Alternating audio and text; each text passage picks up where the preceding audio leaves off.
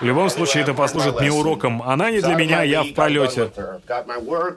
Но однажды я получу Нобелевскую премию и умру один. Не думай так, ты не умрешь в одиночестве.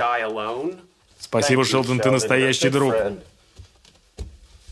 И ты точно не получишь Нобелевскую премию. Люблю сюда возвращаться после квестов, знаешь ли. У них есть потрясающий домашний эль. Клёвый тигр. Да, он у меня с 10 уровня. Я зову его Клёпа. Если решишь начать играть, мы могли бы объединиться и сходить в рейд. Звучит интересно. Подумаешь над этим?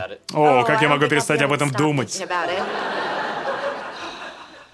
Льстец!